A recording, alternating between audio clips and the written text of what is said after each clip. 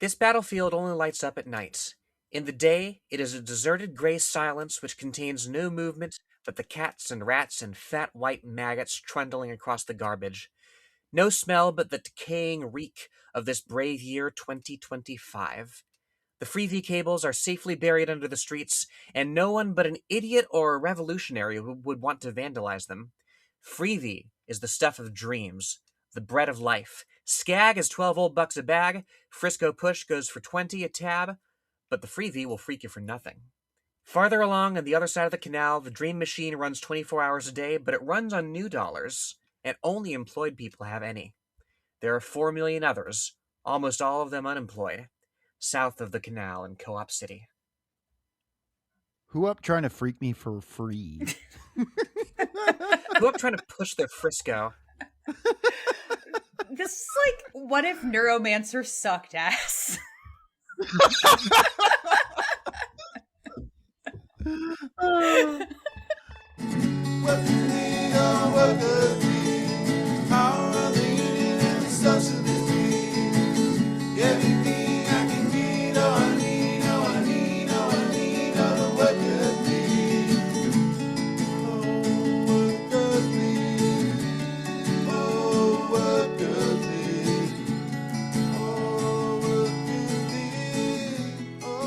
Welcome to Workers Lit, your favorite podcast about fighting for the narrative.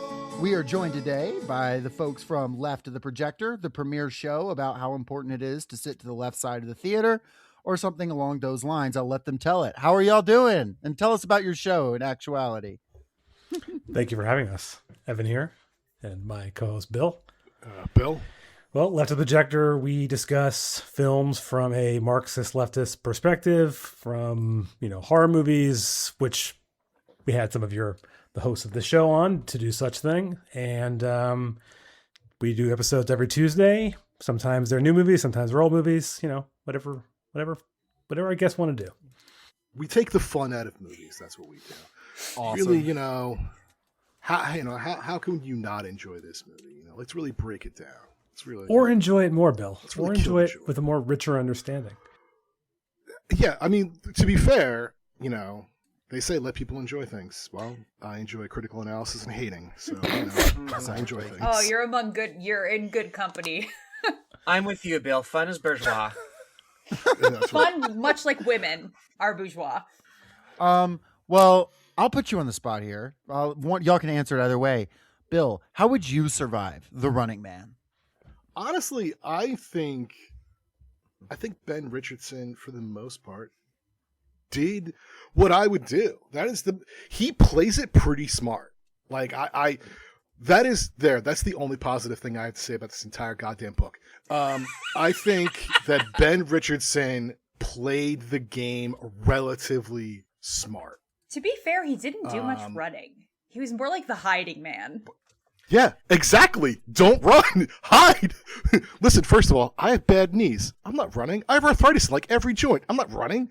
I'm old and fat. I'm not running. I'm hiding. I'm going to go to ground and be near my people. Like, again. Page 153. He wasn't supposed to be a hiding man. He was a running man. Yeah. Way to go, Bill. That's where he messed did up. it wrong. Fucked it. Well, yeah. Well, Evan, how are you going to survive The Running Man? How would I do it? I don't know. I mean, I hate to say similar to what Bill said, but I think for the most part, he does it right. I mean, I think you'd want to going to Canada, trying to, escape. But I think the problem with that is you technically, if you leave the country, does the clock still run? We don't know because he provides almost no details about the world or how things work. Because Stephen King is bad at writing. Mm-hmm. I mean, he's bad at writing things in a week. He's bad at writing good things in a week. That's for sure. So I have not read much Stephen King, but I have been talking to people who are Stephen King fans, and when I say people, I mean Kevin Vibert of the Penumbra podcast, friend of the show. And what he said, which I think is probably true, is that what was Bachman? That was the name that he wrote these books under initially. Richard Bachman. The Bachman books have all of Stephen King's weaknesses with none of his strengths. So they're just weaknesses. Could you? This is a genuine question. Could you tell me what his strengths are? I think writing like weird schlocky horror.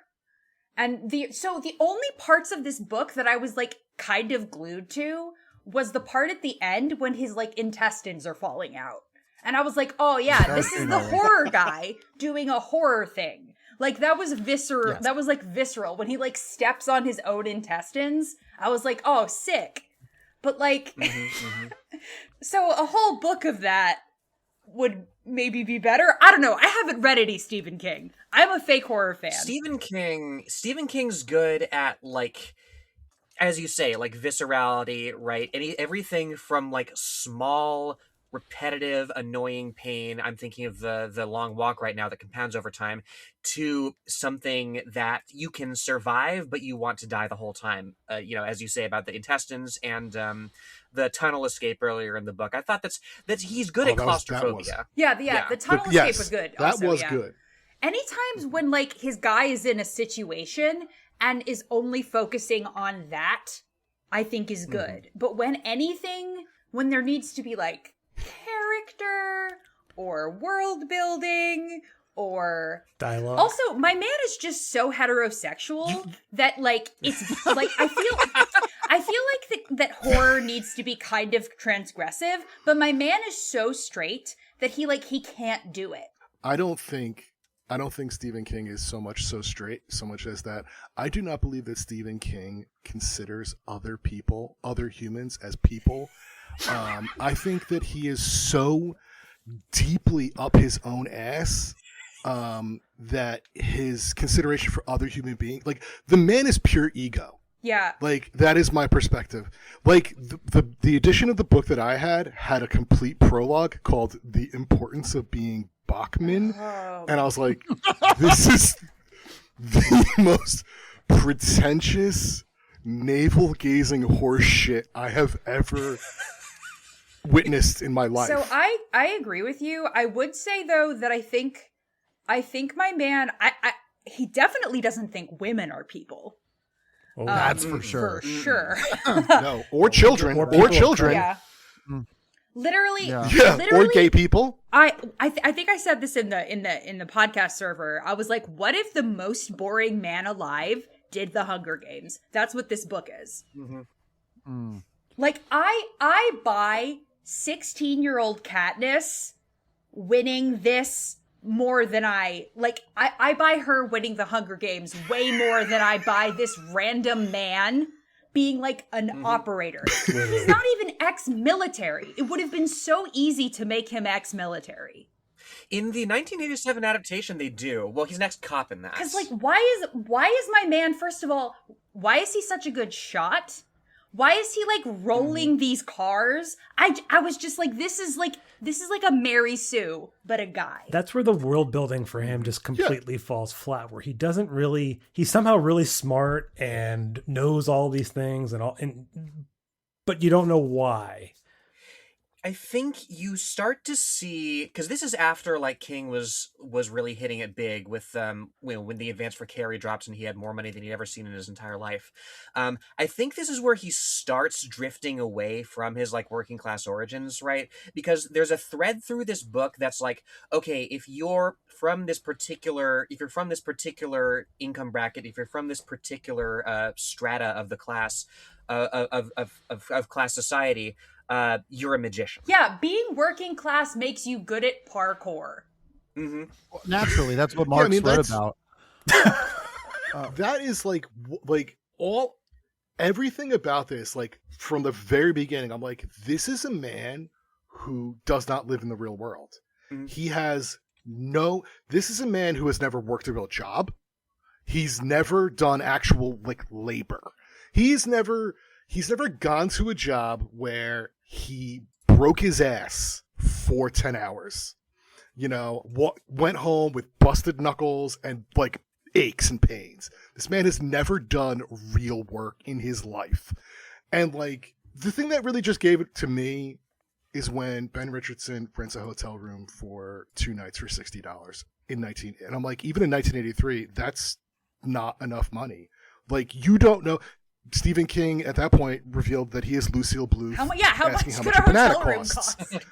$10 Well, million. let's really quickly, so we can, it's for the listeners' sake, so you don't have to read this book. We'll go through the plot. Let me give you just a little bit of background of Stephen King writing this, because I definitely want to get to all of this. Oh yeah, we have to tell everybody about Stephen King. Hey, no, well, Yeah, no, and we go don't. back We to our don't.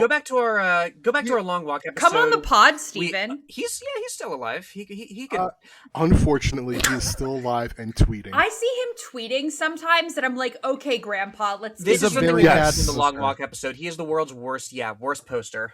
Yes, I will say, folks, if you want a Stephen King bio, we do a pretty good one. Pretty good. It's very good. It's excellent. It's perfect.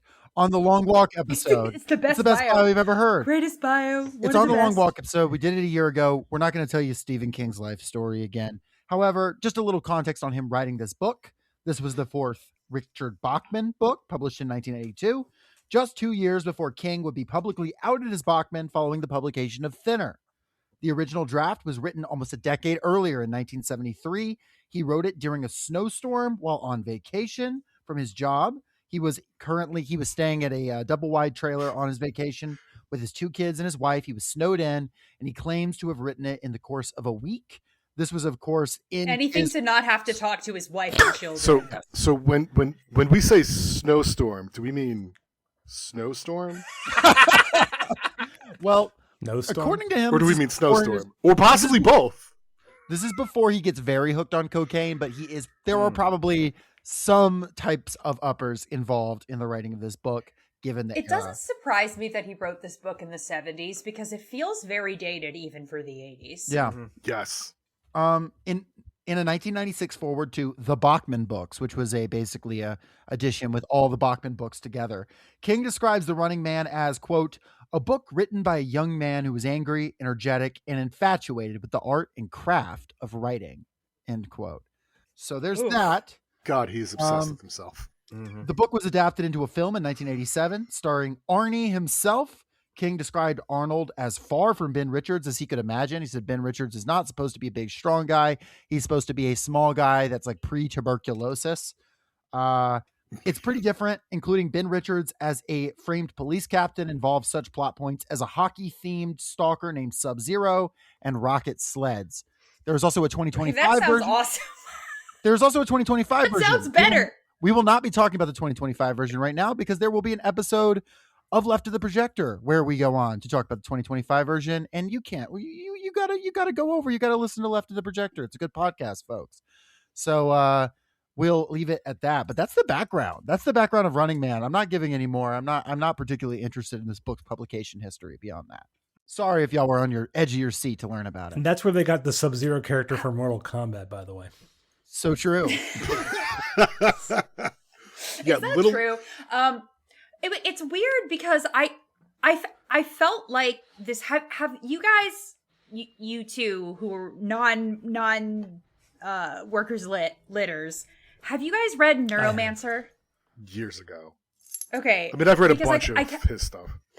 I kept comparing it in my mind to Neuromancer because we recently did Neuromancer on the pod, and it was published almost the same year. I think they were published within a year of each other. And Neuromancer feels like it could come out today. And this, besides the terrible patois, it feels like it could come out today. This book feels so dated. And I noticed that, like, and it's not just because he's like recording things on tapes, because like that they keep that for the movie, and the movie doesn't feel dated. The difference is that William Gibson is a good writer, first of all. First of all, like, just to start. And Neuromancer was I his have first serious book. things to say, but I also fucking hate Stephen King. So, all right, I guess we could frame up like the story.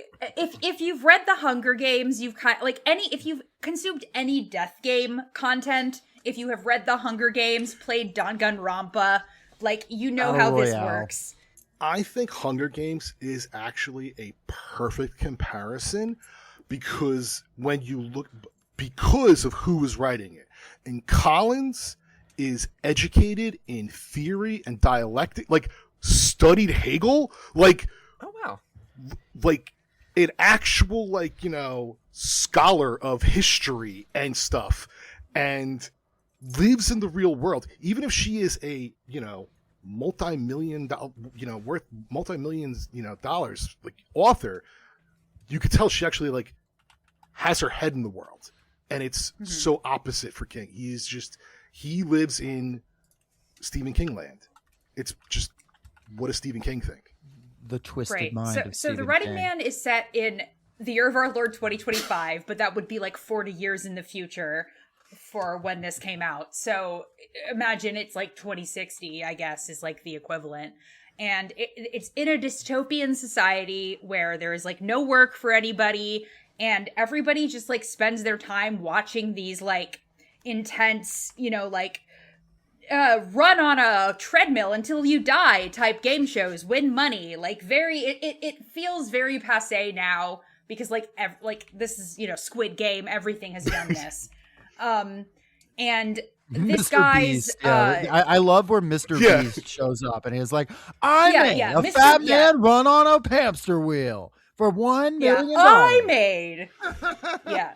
So, and this guy, Ben Richards, who is not ex-military, he's just working class. And if you work on an oil tanker, actually, it's like having enhanced leap cast on you in Dungeons and Dragons. You can just like, you have like a 40-foot vertical leap. I've been playing a lot of Baldur's Gate 3, sorry.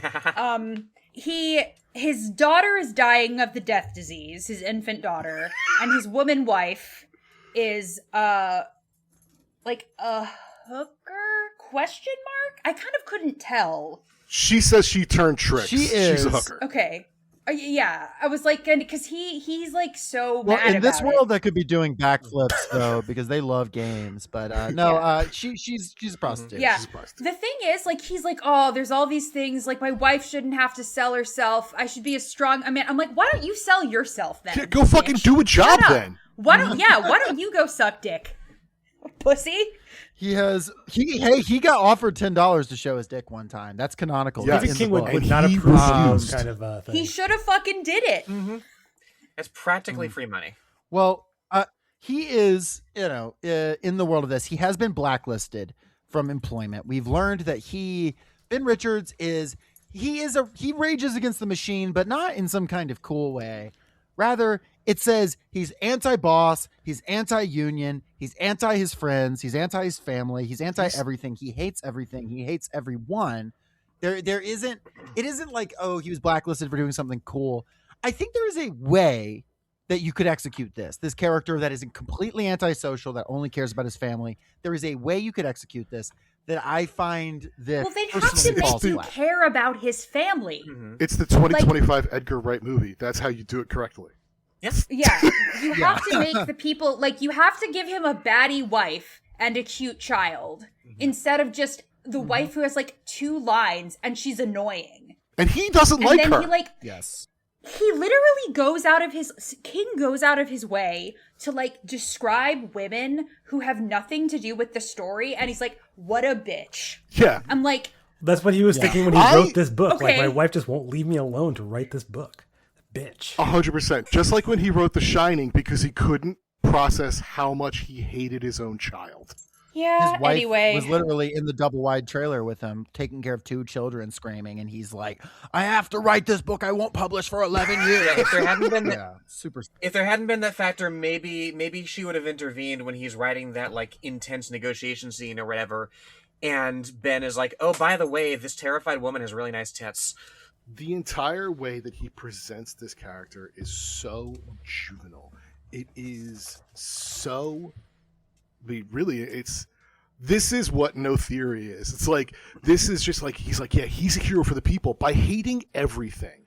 Like, not, actually thinking about things or like, but like literally he hates everybody. He is only doing this for his wife and his child because of antiquated notions of masculinity and being like, it's my responsibility. Not, I love my wife and daughter. Just like, a man's got to do what a man's got to do. It's like, God, this sucks. Is this what so King bad. thinks an anarchist is? I think so. the thing is, like, you can They do. tell that Stephen King thinks this guy is like the coolest guy. Oh, for sure. Which is like, which Absolutely. makes me hate him. So there are like things in this book that I think if they were intentional would actually be very compelling.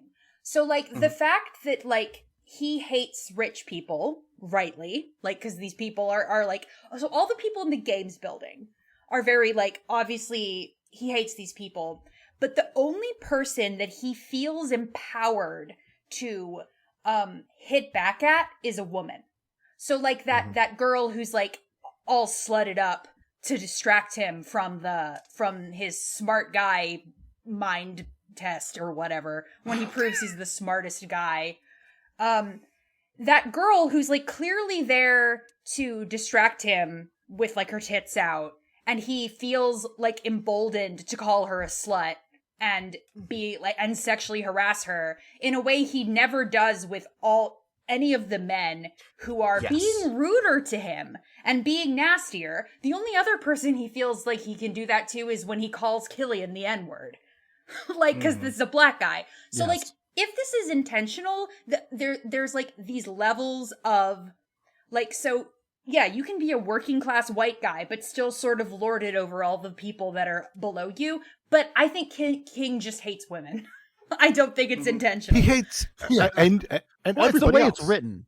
Yeah. So plot-wise, Ben Richards has gone to the games building. This is where you sign up to be on one of these horrible game shows to get money. Most of them don't kill you, but there's one that does kill you. It's the Running Man. And you know because he's he going to is join the such a Running Man. special snowflake, he gets chosen to do the Running Man.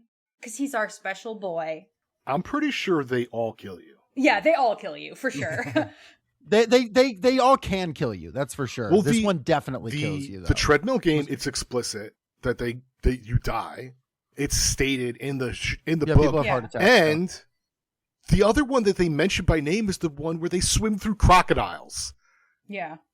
Like, literally, that's the true. other game that they ever mention is like, I remember the exact name, but it amounts to swim across a river with crocodiles in it. And crocodiles, not known for, giving passes on that sort of thing. All of the best moments of this book are either like brutal, like violence, put this guy in a situation, and then there's like little like moments of like RoboCop, which are kind of funny, like the I'll buy that for $1 type shit. Like some of that stuff, Maggot. and then the 20 pages with Bradley. I was like, why is the book not about this guy? Like, Yeah. Anyway, the Running Man is just a game where a guy has to survive for 30 days while the entire world tries to kill him. Which is, I think that's a really cool premise. Yeah. For a book. Yeah. And if that's not enough, you got to mail 2 tapes a day of yourself to them, and they're like, don't worry, we're not going to track you through the Which mail, they are, but they're going to track you through Yeah. the mail. And folks. then They're some gonna track very you through the mail. boring guy, like some guy who is like the hunter, McCone, where you think he's going to be like cool. And then he's just some fucking guy. He's just J. Edgar Hoover. Yeah. He's And such a the dweeb in the The end. movie reveal is really good. I clapped when the movie reveal happened, but we'll talk about that on your podcast. But The movie is so much better. I know. It is- Shh, don't tell We're them not- that. Don't tell them that. So They'll much- stop listening to this and they'll only listen to your podcast. No. and Our episode talking shit about Stephen King's poor writing is No, actually, going to that's be amazing. I promise. By the time this is out, yeah. people, you're going to love this. We're just going to. Everybody loves a good drag, right? So totally, But the movie, Yeah. objectively, the movie in comparison to the book is just better. Right. So he starts running because he's the running man. Mostly he's the hiding man, but like he runs, he hides, he squeezes down a pipe, which is pretty compelling. Like the most compelling thing that happens in this book is a man gets stuck in a pipe. And then he comes out and like this little boy finds him. And I was listening to the audiobook, and we have our classic white guy doing a black guy voice here. Oh, God. Not as Sick. bad as the LA Confidential Not as bad. Okay. It was a little bit better. LA Confidential maxed out. Yeah. Oh boy. I hate that there's a sliding scale of like white guys doing black voices. It's like you could just talk normal. Mm-hmm. And he thinks he's the devil. He thinks he's the devil he thinks because he's he's the also, devil. you know, which I also feel like is sort of Stephen King being I racist also again. like. Okay, maybe this is just me thinking too much, but why? Like he comes out all grimy. Mm-hmm. Why is a little black boy being like, "Your skin looks dark. Are you the devil?" Because Stephen King is racist. Yeah. Like that's the answer. Like that's it. So then the little boy goes and gets his brother, who is the only cool person in this book. Yep. Mm-hmm. Mm-hmm. Yes. So the setup with them is basically you've got these kids, and the older one, it's Stacy and Bradley. They've got a younger sister, Cassie, who is dying of cancer. And basically because they have, you know, some measure of class solidarity and realize they fucking hate the cops, they hate the system, they're not going to turn them in. And I wanted to quote something Bradley says here because I think it's effective. They're talking about the pollution in their society. And you have a moment of semi-competent world building, at the very least, you know, while Bradley's talking. And he says, quote, "The pollution count in Boston is 20 on a good day. That's like smoking 4 packs of cigarette a day just breathing. On a bad day, it gets up as high as 42. Old dudes drop dead all over town. Asthma goes on the death certificate, but it's the air, and they're pouring it out just as fast as they can. Big smokestacks going 24 hours a day. The big boys like it that way. They gave us the freebie to keep us off the streets so we can breathe ourselves to death without making any trouble. When Cassie boots off, you think they'll put cancer on the death certificate? Shit, they'll put asthma. Else, somebody might get scared. Somebody might get the library card and find out lung cancer is up 700% since 2015. Is that true? Or are you making it up? I read it in a book. Man, they're killing us. The freebie is killing us. The freebie's killing us. It's like a magician getting you to watch the cakes falling out of his helper's blouse while he pulls rabbits out of his pants and puts them in his hat." He paused and then said dreamily, "Sometimes I think that I could blow the whole thing out of the water with 10 minutes talk time on the freebie. Tell him, show him. Everybody could have a nose filter if the network wanted him to have them." Killian's face and the face of Arthur M. Burns rose up in front of Richard's. He wanted to smash them, stomp them, walk on them. Better still, rip out their nose filters and turn them out into the street.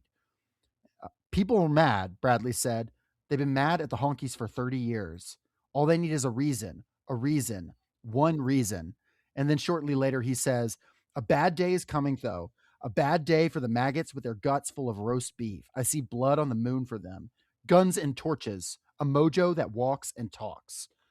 And it's not all great, well written, but it's like, okay, this is a character that has motivations. There's something here. There's something to this, which is why this is the best part of the book. It's so revealing. It's the most revealing in terms of like world building, right? Because of, you know, not even because of what it says explicitly, but because of what it's talking around. Like there's a bit earlier in the book where Killian's like, "Yeah, you caught our attention because you were using slurs, and that's outlawed by the Racial Act of 2004, right?"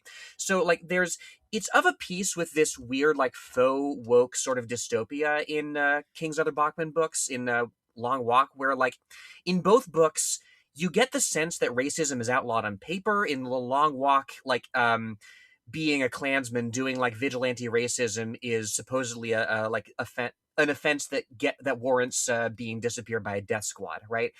All this stuff is outlawed on paper, but there is still a structural element that's been left totally in place. You know, if we're to take seriously what Bradley says about everybody's mad at the honkies, right?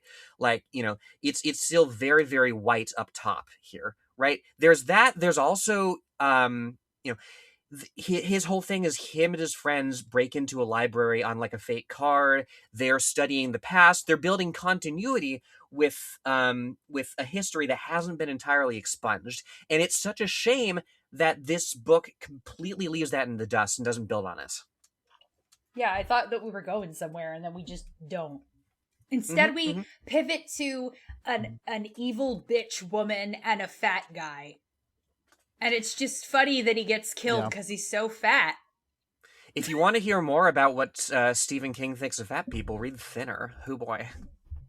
To me, the entire focus from like from Bradley, this was like the high point in terms of like striving for something called like, something close to class consciousness. But at the same time, to me, it betrayed the fundamental liberal nature of Stephen King's viewpoint, because environmentalism and pollution has long been a liberal hobby horse, but it's always something to talk about and be concerned about, but never actually do anything about. So it's always in the forefront of the liberal mind, but never about like the structural systemic reasons that it happens and why it happens to people, or understanding that. And it's like, to me, this was so clear. It's like, this is as far as he's gotten in understanding that the world affects other human beings. Like, this is as far as he's gotten. Yes. Well, and it makes it all the more frustrating because like he flies perilously close, Bill, to like pointing this out, right? There's air cars now that are like the cool thing to drive, that like you're like ostracized or like considered weird for like driving like regular like gas cars with wheels. But like it's there is something there about the responsibility for pollution, for climate change being offloaded onto the individual, but he barely glances at it. I do like that I do like that our Ben is like yeah, we're gonna take down the power structure. The guy who produces TV shows. Yeah, that is another thing that really dates this book, is that TV is the devil. Like, that is like such an 80s thing where your parents are like, TV is 100%. rotting your brain. Well, what do you make then of like Ben later, in some of his later tapes that he's making after he meets him? He does bring up or tries to send in things about the pollution. Of course, they like don't post it because they won't. That would be telling the people this. So is it he's taking like a half-ass effort to try and bring this to light, but he's unable to because he doesn't actually care about it. He just sort of, it's like his little talking point that he needs to fill 20 minutes twice a day to fill his tape. Well, there's no zealot like the recent convert, right? I do think that is semi-effective. I think there's something to that. I think there is. Like, I think there is, like, it's showing, to try to divine the mind of Stephen King. I think King is basically like, okay, this guy has changed. He's become better. He has learned. I think in reality, we know that that's not particularly effective. And I think he's trying to kind of marry this plot to the rest of the book. Okay, here's what he took from this section. But unfortunately, it rather feels like a theme that was introduced, a plot point that was interesting and useful and something. And then just calling back to it just makes me frustrated later on, to be honest. Like, because I'm just like, oh yeah, there's the better book that you're referencing and not fucking I do with. like how many cops he kills, though. I do like that this book is like unlimited cop genocide. Yes, absolutely. Yes. $100 per cop. Yeah, I don't know if we said that. You get $100 every time you kill a cop. This is one of my big questions. What the fuck is an air car? What does it run on? How does it work? Why is it better? They seem to not be as good as gas cars either. They are seemingly slower, less maneuverable. They overall seem to suck. Why do they exist? It's funny that, like, I kept forgetting that this was supposed to be sci-fi because, like, it's so badly sketched out. Like, the only thing that makes it feel sci-fi is that the TV is called something weird and, like, there's air cars. And that's it. And, like, to compare to Neuromancer again. Neuromancer, you spend a lot of the time being like, what? What do you mean? Like, just he throws all these words at you and it's like fucking jazz, but it has an effect that you feel, oh, future. Like, that's the thing. And now, like, I have my entire life, I have read primarily science fiction and fantasy and written science fiction and like written fantasy. Like, to me, like, when you open a fantasy book or a science fiction book, and it presents you with a world in which you are presented with, terminology or world building that is not immediately explained, but it is explained contextually through the actions and lives of the characters. And King seems to think the only thing you need to do to make a book sci-fi is just throw funny words in it. She's like, it's an air car, it's a new dollar, it's an old buck. And it's like, but none of that makes sense contextually. None of it impacts their lives in any way. Like, I read, one of my favorite authors is Adrian Tchaikovsky, who is hard sci-fi. And like, you read those books and it's like, they're on a completely different planet talking about, you know, replicators and like certain like types of like, you know, suspended animation. And I'm like, yeah, man, cool. Totally on board. Mm-hmm. I'm here. I'm in it. I'm living this experience. And this, I'm like, air car? What's an air cap? The air jockeys? What the fuck is happening? None of this makes sense. Also, why would you have two different kinds of money that are just completely interchangeable with each other?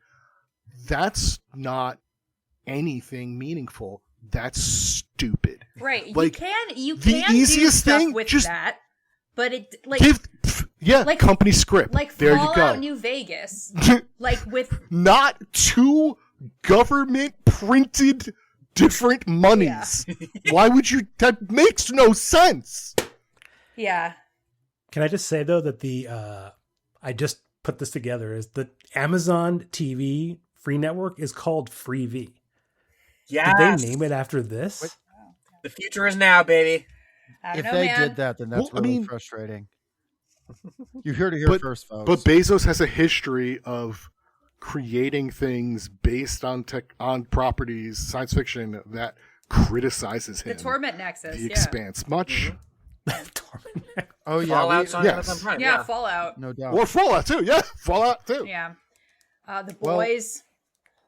So to move the plot forward, he runs more, he mans more. Then it's he boring. runs There's into a terrible, like an evil woman. Are there any other kind? Horrible. Am I right, boys? Like, yeah, that's basically what it... Not all the women are evil. Some women just stare at him and want to fuck him. Yeah. Yeah. No, some of them just cry. Some of them are just some of them just cry. Yeah, there is not a single woman in this who does anything positive except Bradley's grandmother. She makes him food. That's it. Mm-hmm. Like, every woman in this is either like a shrill, horrible harpy, an evil slut, or like the dumbest woman in the world. I can never get over the fact that at one point in this book, he describes a woman saying he saw the outline delta-shaped rise of her pudenda. That's insane. That is one of the most insane sentences I've ever heard. Into the room. And it's like, again, with Neuromancer, like, Neuromancer actually surprised me with how, like, not sexist it was. Like, the portrayal of the character who's just Trinity is, like, super cool and weird looking and has, like, glass insect eyes. That's sick. Yeah. Like, that's cool. That's a guy who has had sex with a woman. Yeah, like, the gender politics in this shit are, like, they're reactionary, but in, like, the dumbest possible way as well. Like, when he's before the crowds, right, whether it's, like, during the hostage situation late in the book, or when he's, like, about to start the Running Man game, like, all the, like, marriageable women in the audience are staring at him like they want to fuck him. There's this, like, deep misogyny here based on this idea that, oh, this guy is an outlaw, so, like, these women wonder what it would be like for him to have his way with them, right? Like, there's that, and there's also, like, not that the men have it like bad, but like there's this weird thing where like the male contestants are like stripped naked, and the prose says penis is dangling between their legs like Forgotten War Club, right? There's an element. I love when my penis dangles like a Forgotten War Club. Yeah, like you can do emasculation. Who out here dangling? You can do emasculation of people who are reduced to a commodity, sure, but like the way that it's described here is like, okay, being forced to submit in this way isn't inhumane, it's unmanly, right? They're being stripped of their masculinity, and that's why it's bad. And he gets like anally probed. And then it says like his anus felt embarrassed. That did kind of get me. That did make me laugh. I hate it when my anus feels embarrassed. God. Yeah. Guy he's who like, understands the narrative. as you said, Bill, earlier, like he doesn't have any theory or understanding of it. He could have built in so much more class analysis during the scene with, you know, when he's getting tested, and then pretty much any of the other scenes. But he doesn't ever. The only time you actually ever get class mentioned is the leader of the network says, like, to stay with your people, like stay with the, you know, the poor people, and that will keep you alive. And there's a complete lacking of any class analysis. And new honestly, dollar, old dollar, sure. And honestly, aside from Bradley, that just means you blend in with your people, right? Because when he goes to the next guy, Elton, who it makes sure to tell you over and over is very fat, his mom is immediately like, "You're a demon. I'm going to turn you in because I'm a scared woman." His mom's like, "I hate the runners. I'm crazy." Like Which is what really, the fuck? Like, what the fuck? the book displays just a fundamental, like, misanthropic worldview. Mm-hmm. Like, it's not just about, like, lacking class consciousness. It is the idea that everybody other than you, like, hates you.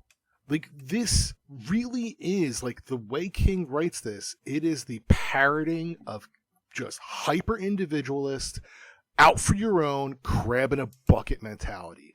And the way he presents it is as if this is the way people really are. It is truly misanthropic. Mm-hmm. It's just that, like, It's also like a rich guy being scared of poor people. Mm-hmm. 100%. Yes. Absolutely. Yes. Because Like- the and, like, description of the it's- cities and stuff like that, the co-op city, which, you know, note has a bit of a interesting that they call it that, is like, this is terrifying. Everybody wants to throw bricks at you. Roving gangs, racial slurs on every wall, right? Like, so it's like, we hate the rich people, but we also hate the poor people. Bill, you're exactly right. Right. We hate everything. It We made hate me- everyone. Actually, this is like a thing The I kept nihilist. thinking about when I was reading this. Have you guys seen the movie Us? Yeah. Yeah. Yeah. So like the portrayal of the poor in that, which is obviously like satirical, like it's like about middle class anxiety. Like, this is what the middle class thinks of the poor as, like these like slathering monsters.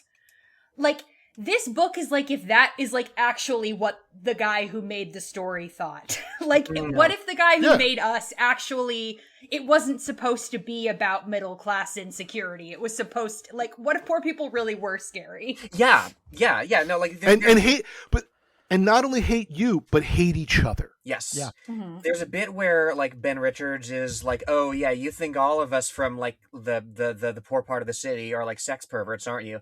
And you're reading this and it's like, okay, like, later in the book you had to fight the urge to rape a woman that you're abducting. And Yeah. unfortunately, that's a perfect segue, because he does abduct that woman.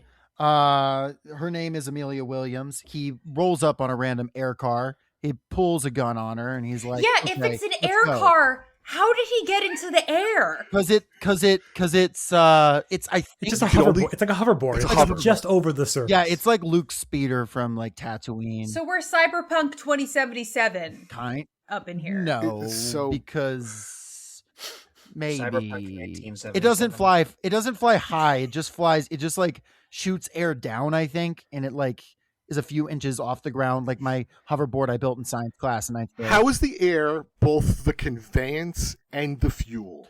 Mm-hmm. Can someone explain this to me? I want to know so bad. Who can question the mind of Stephen King? That is why he is the king. He's invented a whole Yeah, car so- for us.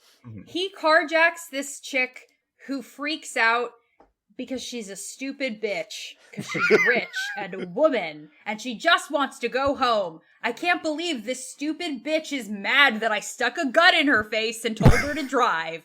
What a cunt. Yeah. She just wants to go smoke some weed. I think they say Yeah. multiple times. Yeah, Yes. also like the weed panic in this is also very funny. Like anything from basically before 2015 is like so funny about weed. Stephen King is Like- more afraid of weed than he is of cocaine. Like, actually, in real life. Clearly. Than poor people. There's a section, the part here where he has her hostage. His plan, which is kind of semi-smart, is like, again, better fleshed out in the movie. Go listen to the other episode for this. But is if the country sees me, if it's on camera that I have a hostage, the police can't kill me with this woman or it'll make them look bad. He says, quote, if the whole country saw the police murder my hostage, a well-to-do middle-class female hostage, they would have to believe it. They can't risk it. The system is laboring under too much suspension of belief now. Now, I, of course, living in the year of our Lord 2026, was like, yeah, that's not true. I think we can say with confidence, unfortunately, that's not the case. 10-15% of this country to believe to anything. be fair, though, 40 years ago, it might have been true. Mm-hmm. I don't like think things so. used to matter. I disagree strongly. Kent University. That's true. Mm. Yeah, that's true. I disagree. This is yet again just another example, perfect of the fact that King is a raging status quo liberal. And he's like, the system is broken and the rich are in power, but the cops are good guys and they're not going to let anything bad happen to this woman. I don't know. No, man. I don't know if they'll that's what he's fucking going- shoot you. I don't know if that's what he's going for, though, because the cops will shoot you in this book. They don't want to do it on camera. However, they will do it on camera. I mean, that's where he's wrong. I meant like they don't even want to be portrayed. It's like, no, man, no. They will See, just body cams fucking stop do it. crime, right? Yeah, exactly. yes, we Yeah, all body know. cams are great for that. Yeah. Like, no, this is just another so example of his. and then he has faith in the another system. pretty. He's got another idea, which is like he grabs her purse and he pretends that he has like something called Black Irish, which Mega I guess is like C4. Mega C4, which they don't. The movie Chekhov's guns it, like you see it and they talk about it. The book does not do that. He's just like, oh yeah, this thing called Black Irish, really quick. It exists. Like, was my man not able to like go back and edit? Was he just handing off the page to his editors there? Like, Paper was expensive. it was He like typed the that guy out. was snowed in with him. So he's basically like, I have a mega C4 and I will blow us all to hell unless you bring me a plane Brilliant. that I can fly away on. And like they also prime the plane in the movie, like, because he Yep. was watching the game show where they talk about the plane, so that's where he got the idea. But they in the book he's just like, I want a plane. Like, can you fly a plane? Like, what the fuck? Ask for a car. Like, An what do you air mean car. a plane? There's the biggest possible Yeah, get an connection, air car. I think. Like, so the plane part is so long. Mhm. And like nothing happens. Fortunately, it's great. He like calls somebody a faggot, and then, And a queer stomper. Yes. yeah, like Also some lingers reason. on the size of his package for a while. Yeah. yeah, that We was almost that got was to something weird. He good. kept looking at his Yeah. dick. That was almost They good. never give you the plane in any movie or ever, Yeah. right? Well- Like, you're like, oh yeah, I'll get the plane. Well, I do think that actually, again, was very much of a time, because there was a time in American history where, like, if a terrorist took a plane, they won. They got it. That was it. They didn't do, it was like, if you took a plane, they're like, and we want $10 million, like, okay, land, and we'll give you $10 million. And then they walked the fuck away, like, for decades. Right. Mhm. Almost. And during the 80s, it was the most prevalent. Or like 70s into the 80s, there was like a major uptick in those kinds of things happening before they finally started doing things. Yeah. No. didn't the PFLP do it Lilac Holland, Yeah. yeah. around this time? Yeah. Yeah. I know in the 1980s, plane-based crimes were the number 2 driver of GDP growth. A lot of people don't know that, but it's true. So he gets on the plane. Amelia, the hostage, is still there, and then we finally meet McCone, this like big hunter who's been after him, and he's just some fucking guy. Yeah. Huge. He's letdown. not cool. He even describes him like he's boring, He's not pathetic. cool. Yeah, they just sit around on the plane for a while, and it sucks and is boring. Yeah, he does like does some homophobia. He gets a map. He drinks a coffee. Yeah, he gets a map. Drinks coffee. Some other stuff happens, and eventually, he's shocked because like he gets on a Zoom call because Zoom calls don't exist yet. So like the Killian, the guy, The producer, who man. does the whole, he's like running the show. He's like, hey, yeah, your wife and child are dead. That sucks. They got max paid or whatever. That sucks. Sucks So for you, why man. don't you come work for us? Like, we'll fake your death and then you can become a hunter and just work for us. And then he does 9/11. And that's the only good part of the book. Wait, don't forget, this entire book has been from the perspective of Ben Richardson, except like 3 random chapters at the very end of the book. Yeah, so anyway, so he got to the end, he was like, fuck, I don't know how to write a book or end. I don't know how to end a book. Quick, let me shoehorn 3 other perspectives in for a chapter each. But that's a big criticism of Stephen King in general, is that he is really, really bad at writing endings.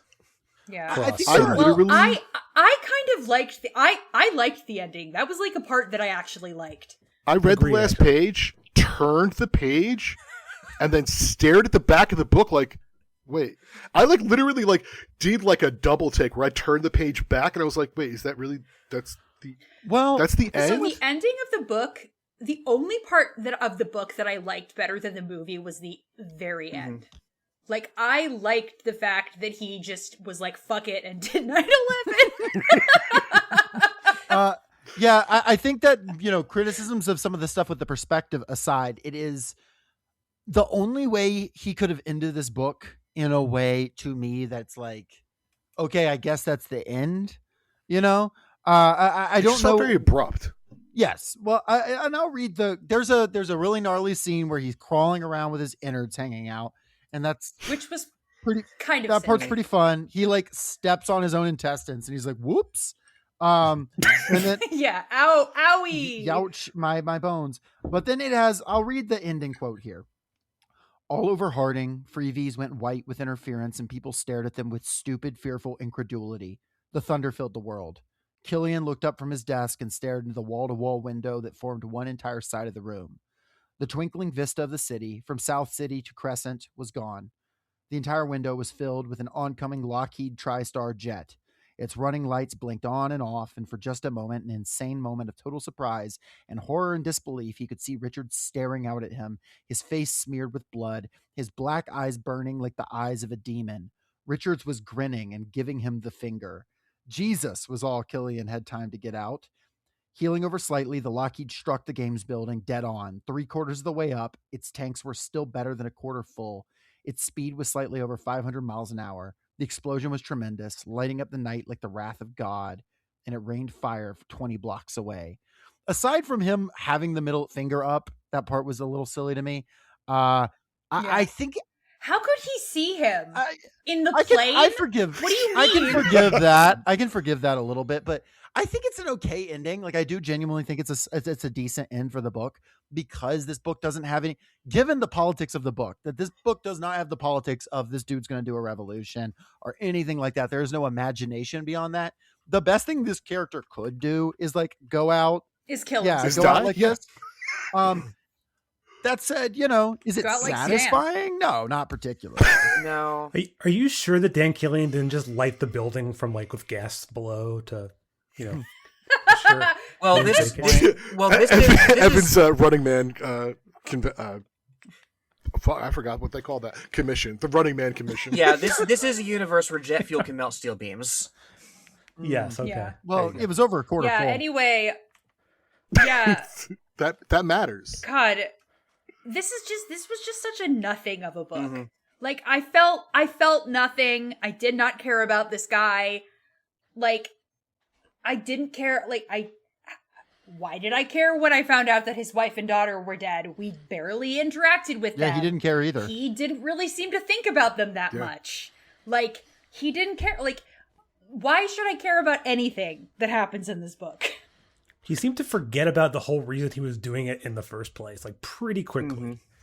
There is a version of this book in some alternate universe somewhere where there is something to his total alienation, right? Where he feels that the only thing he can do is do 9/11. Like, I'm thinking of like Battle Royale. Part of the horror of it was it's a society whose like state apparatus running it has defeated the very idea of organization, right? That has pitted everybody against each other because everybody at any time could be called upon to kill their peers, and you know, you have to live with that possibility, right?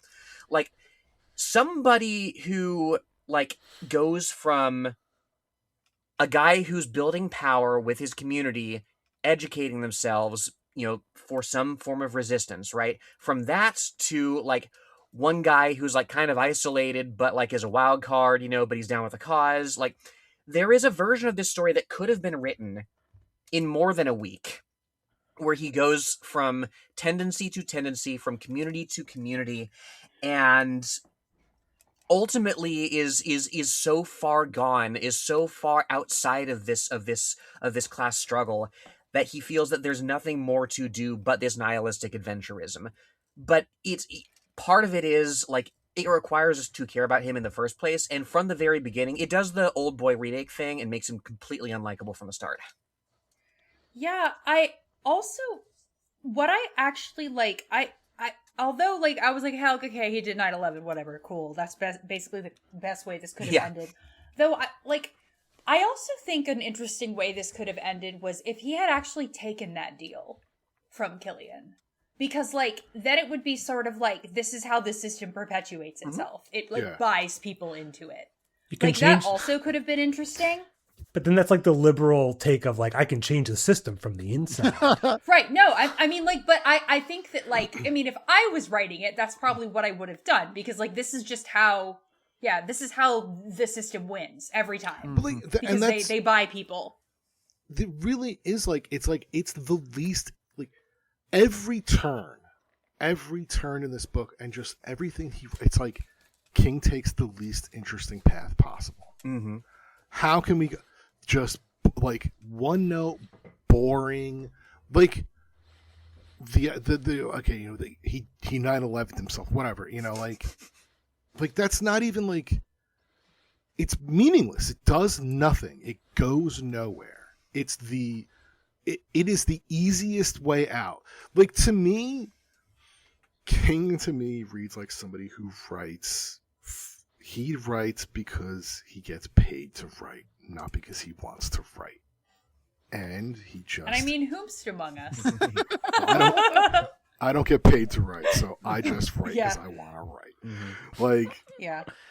I've been doing a bunch of I am a freelance writer, so I've been doing a bunch of stuff that I just get paid to do, but listen, I get that. Like, I'm not trying to say this in the wrong. No. I wasn't trying to gotcha you or anything.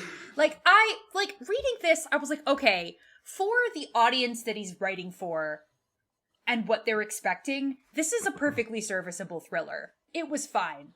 It amused me for 7 hours. Would I have read it if it hadn't been for this podcast? No. But like, I think it doesn't overstay its welcome. I will give it that. Like, I suffered so much more reading LA Confidential for this podcast. LA Confidential's but a million after years I read long. LA Confidential, I feel more favorably to Sure. LA Confidential, because it like actually has something to say, even if I don't know if it says it. I was gonna say, is this book considered like among Stephen King fans and readers like a good? Is it well rated? I should have People like this book. looked it up to see. People like this book. People like this book. No, yeah, people. I saw people saying that the new Running Man movie isn't good because it's nothing like the book. Thank God. Which That's I why would it's argue good. is. I would argue it's exactly like the book, except good. Like, I feel like that it's beat for beat the same as the Yeah, book. it just Anyway, makes 100%. changes where they need to make the changes. We'll get into that. Yeah. It updates it. It updates it for a modern Hollywood audience, which Except makes for the sense. part where you do tapes instead of streaming. I thought for sure he was going to be streaming for 10 minutes a day. We gotta Yeah. keep it taped, Lenore. Yeah. Gotta keep it taped. That is true. Yeah, I couldn't figure out if it was supposed to still be the 80s. Like, there were some things in it. We'll talk about it when we do the movie episode. But like, yeah, it was. I feel like the time period was a little bit confused, but that's fine. It doesn't matter. But like, I think what I wanted to say is, I think there is, to Lenore's point, an interesting version of this, and a kind of an inversion of this I'm tried to create in my head when I read it, of the ending of him killing himself is because that's all you can do, you know? But that's not the point. The point is just kind of King was like, now I've done my thing, and now here do I dot the X. What a shocking ending. Woohoo. It was very black pill. Yeah, time to It ignore was my very child. like just lie down and rot. Yes. Well, I feel like people watch it and are like, oh my God, they're Yeah. just shocked by the ending. I don't know. so The average I wrote down, reader. because I was hoping someone would write this answer, and I'm not sure who wrote it in the notes, but I said, what did this tell us about society? And I don't know who wrote the note. It says, we live in one. I think that's Lenore, is my guess. That was me. Lenore, do we live? We sure do live in a society. Lenore, do we in fact live in a society? No, we live completely divorced from our material conditions. We are all podcasting from little golden bubbles that float through time and space, totally unmolested by mortals. Hell yeah. I love doing that. Mhm. Well, folks, do we have any final thoughts about this book? Not this story, because there will be another podcast discussing this story overall. But do we have any final thoughts about Stephen King's The Running Man? What have we taken away? Are we richer human beings for having experienced this thing? 100 new bucks. Hell yes. I sure did spend an That's only 50 Audible- old bucks. I sure did spend an Audible credit on this book. I utilized my local library through the benevolence of my wife, who was a librarian, and brought the book home to me. So I spent $0 and supported my local library. Hero. I pirated from the internet the audiobook. Hey, that's such a good idea. I He's should've worth done I went to $500 million. He's not going to miss it. I went to Stephen King's Oh, yeah. house and got him to read the whole thing to me. You would not Yeah, believe some of the voices he does. I I wish mean, that was I true. would believe. Do you know what my favorite line in the book is? My favorite line in the book is, here we go. The cop relaxed, his face subtle and Chinese with disappointment. Yes. What the fuck I was forgot that? about that. What the fuck? Yeah, some listener can tell me what that means, because I sure fucking don't. Oh, you know what? My favorite part was when he got into the plane and the cops were like, "That guy's pretty cool." But Oh, again, let's talk it just feels so adolescent. I feel like King wrote this like, this is who I would be if I was a cool guy. Mhm. This would be Right. me It's like William if I wasn't Gibson with has this said. wife. William Gibson has said that Neuromancer is a juvenile book, which I do not. I don't think that's true. Like, it does not, especially compared to this. Like, I don't know, man. Yeah, this is just like nothing. Like, this is just a nothing book. Mhm. What Empty calories. What I came away from this book was that I believe that Stephen King is the reason we have J.K. Rowling and Harry Potter. He set the stage for vacuous crap, and the American reading audience slopped it up, and then years later, Rowling did the same yet again. They are nearly identical in terms of the half thought out neoliberal crap that makes gestures towards fantastical world building without actually fulfilling any of that or going anywhere. And mostly using your writing as an excuse to make racist, sexist, fatphobic, homophobic slurs. Well, I mean, I think that's why Stephen King writes books, so he can be racist. it would sure be cool if somebody had done 4 episodes about Harry Potter. I hope there's a podcast that does that. Folks, go back and listen to our Harry Potter episodes. We have a lot to say. Are you counting the My Immortal episode as the Harry Cursed Potter Child. episode? You have to count the Cursed Child, right? I'm counting Cursed Child in there because we did 2 about the books. We did one about Cursed Child. We did one about My Immortal. My Immortal is the only Harry Potter media worth engaging with. I don't know Yeah. what that is. It's a piece of it's Oh, very Bill. famous fanfic. Oh, It's a Bill. fanfic. Hmm. Yeah, Bill, you should I check out don't My want to know now. It's No, excellent. thank you. It's excellent. Hard pass. It's much better. I saw some preps that I put my middle finger up at them. I did. 'Cause I'm I so did gothic. that myself. And then Snap and Lupin were masticating outside my window. I don't even know the context of that, and it's hilarious. God, what a fucking masterpiece. I do want to put Harry Potter through the guy Harry Potter through the Running Man. I think that would be pretty funny. He's on a broom. No wand. No wand, yeah. He's on a broom trying to fly it flying into the building. They would light his ass up with a missile on day 3. Boosh. The air broom. Yes. Yeah, he can't get what if Harry Potter and everything was the same except the brooms were called air 10 out of 10. No notes. and they puffed out air. That's next door to the timeline where everything is the same except episode 6 is called Revenge of the Jedi. Yeah. Harry's like, I've got an Avada Kedavra spell in my pocket. And they're like, well, I guess we got to give him the air broom. Like, I don't know. Maggot. And then they call him a maggot. Cadaver spell in your pocket, or are you just happy to see They call them me? muggles instead. Yeah, this is great. So does anybody no, I know that not my lifetime, but does anybody know when maggot was that common of an insult that apparently it's the only thing they say in this book? So I think That's all he it's supposed does. to be like a sci-fi insult, but they should have done something that wasn't already kind of a thing. Yeah. Like, he should have called them, like, I don't know, Nerf herders? morbs. It's... Asshole. I don't know why I said morb. It's morbin time. Yeah, asshole. Yeah, you could just call people asshole. It's a classic. Yeah. Asshole never goes out of style. Just call them assholes. I think that those maggot words were the N word, but like his publisher's like, we need to tone it down just a little bit. Interesting. God, you're probably right. You could call them wealth, short for welfare, if it was a better version of the story. Speaking of which, y'all have a podcast. And we're going to be on it very shortly. Could you tell our listeners one more time about Left of the Projector, and also, they should go over and listen to it because there is going to be a sort of sister episode of this one. But yeah, would love for y'all to share what y'all are up to, where people can find you, any of those plugs. Well, as we already said, we're Left of the Projector. Well, we're 2 of 3 of Left of the Projector. Our co-host is off hunting down Gareth Edwards currently.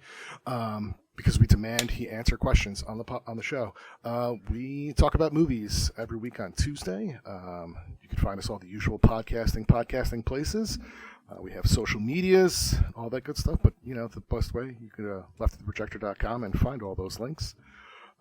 That's myself, Bill, and my co-host, Evan. Evan. And Ward, our third host. And yeah, I think we had some recent episodes. Black Panther was our most recent one. We did the first and second film.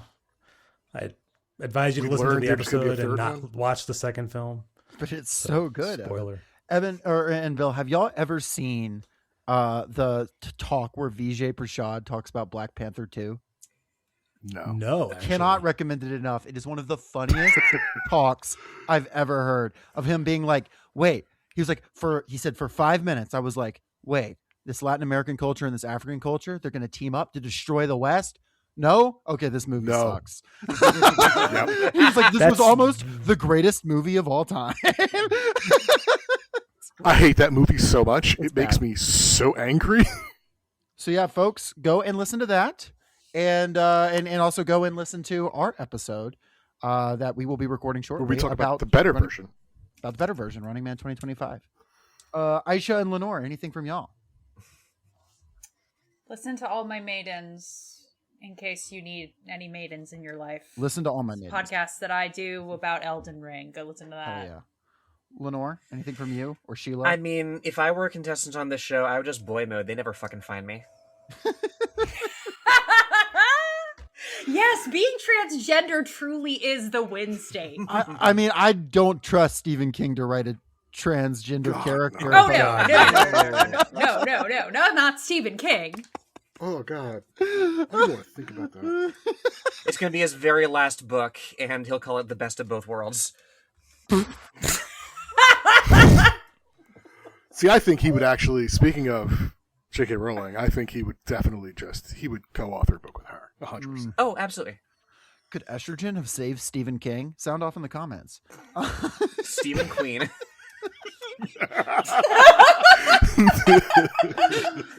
Goodbye, everybody. We're not gonna get any. We're not gonna get any better than that. Pages upon pages, words with the form of the worker's brow. Got my nose to the spine, nose soaking up all the rhythm of their will allow. The workers